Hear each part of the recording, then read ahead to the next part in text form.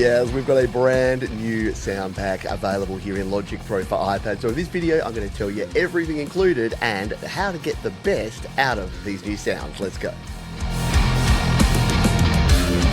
Hi, my name is Pete, and this is Studio Live. Today, let's dive in and check out this new sound pack. Yes, this is the Tosin Abasi Producer Pack here in Logic Pro for iPad. It's available in GarageBand as well, and if you'd like to see it in action over there, check out the other video up there or in the description. We've got more than 170 Apple loops, and the cool thing is here in Logic Pro, we can use them in a whole bunch of different and interesting ways. So let's dive in and tell you all about it. To download the sound pack, go to Create Project here in Logic Pro for iPad. Then down here, you'll see featured sound packs. Tap on the Show More button there, and here at the top in the center is Tosin Abasi. We're going to tap on that one, hit the Get button, and it will download. You can also check that you have all of your other packs installed by tapping the Manage Packs button here in the top left. From here, we can scroll on down, and if you're missing any, you can hit the Get button to download them. Once you've downloaded the pack, we can tap here on the Tracks view to start a new project. And what I'll do first is just tap on Audio here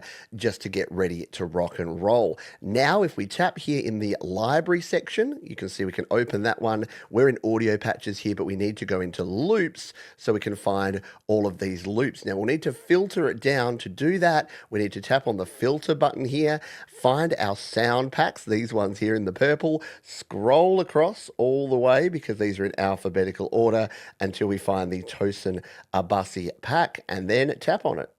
And that will filter down to just the sounds in this pack. We can now hit the Done button, and here's all of our different sounds. There's a heap in here. I'll let you explore them, but just some quick tips here. If you want to preview any of these sounds, you simply tap the Preview button over here.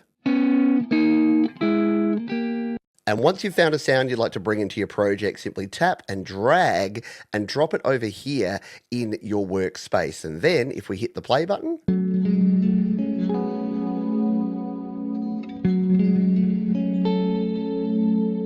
it's going to play that sound. Now, something you'll notice here in Logic Pro is in the bottom left there, it actually has the chords that are being used for this particular loop. And that's something that we'll explore in a little bit more detail shortly. Now, the cool thing about Logic Pro for iPad is not only can we bring in the whole loop, we can also bring them in as a sample. So the first way to do that is to grab your track here, grab your sample, your loop, and then drop it here on the track header instead. And you'll see we can create a new track with Sample Alchemy, the quick sampler. We can even create a drum machine, probably not relevant for a guitar sample, but let's use Sample Alchemy first of all. And out of the gate, if we just tap on any of these keys, it's created a sample out of that sound. If we want to go in and adjust the details, we can tap the plugin button here, double tap on Sample Alchemy, and we've got complete control over how we use this. We can change it here. We can trim it down if you only want to use a smaller part of the sample of the loop as your sample. And look, there's limitations with this sort of thing, but it's a creative way to play around with it. And if you want to learn more about Sample Alchemy and all of the cool features here in Logic Pro for iPad, more videos in the description. The other option we have is to use the quick sampler. To use that, we simply drag again onto our track header, and this time tap on quick sampler. Very similar sort of setup here, except we can jump here into the quick sampler instead.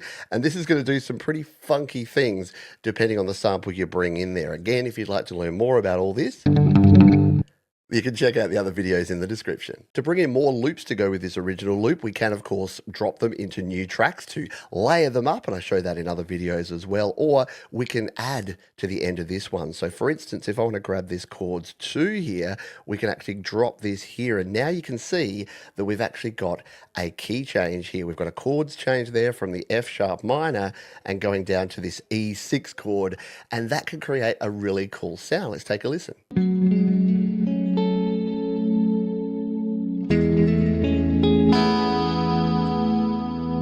Very nice there, but that's not the cool part. We can now use this to actually create a complete piece of music here in Logic Pro. Let's show you how.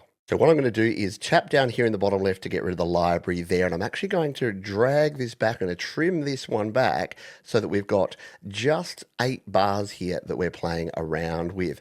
What we can now do is actually join these together so that we create one chord progression here. To do that, we're going to tap the multi-select here, tap on the first, and then tap on the second.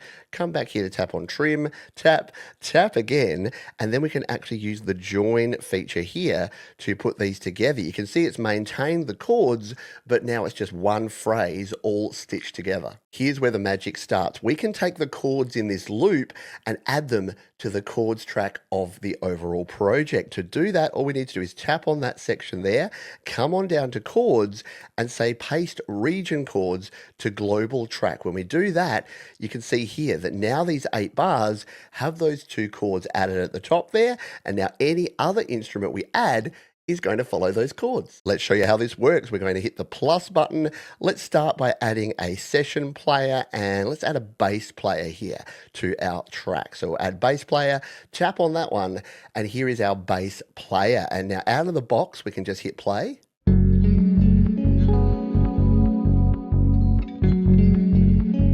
And it will play the right notes, it'll play in the right key, but we want to change it up a little bit. Let's tap on that one. Let's make this the upright bass, shall we? Just to make it sound a bit cooler, we'll go with the Roots upright bass. And one of the cool things that we can do here is we can actually follow the original track. So if we tap on the follow button here, instead of following the chords track, we can follow that guitar track. And now it's going to create a bass line that is going to sync up with our original guitar track and sound super cool. Let's give it a listen.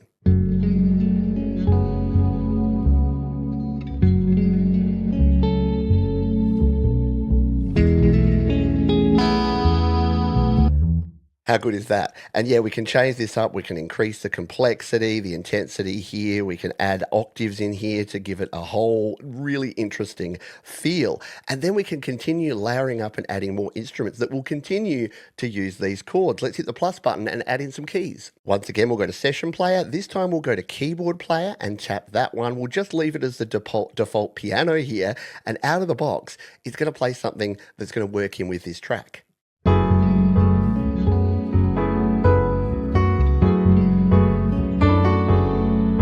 Pretty good, but I think we can do something a bit different here. We're going to lower the complexity and the intensity here.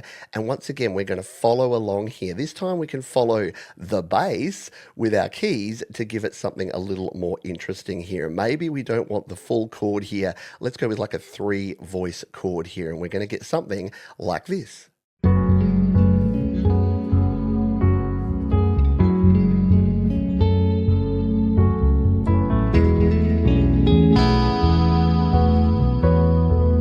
Pretty cool, isn't it? So yeah, you can start building out a whole arrangement all built around one of the cool loops from this brand new sound pack. I think that's a pretty cool way to use this new Tosin Abasi guitar pack. So is there much more to this? Not really. It is 170 guitar loops. There's a lot of cool stuff in there. You can mix and match and you can sample these and use them in your projects. And remember, you can use those chords to actually mix and match them with your own tracks. A lot of them will be around that sort of A minor, E minor kind of feel, because that tends to be how loops work. So experiment with these, enjoy them, and see what you can create. That's going to do it for this Logic Pro for iPad tutorial. If you'd like to learn a heap more about Logic Pro for iPad, we've got a whole lot of videos in the playlist linked down below that can help you learn to get the most out of Logic Pro. I hope you found this one useful. Let me know what you thought of in the comments, and I'll see you next time.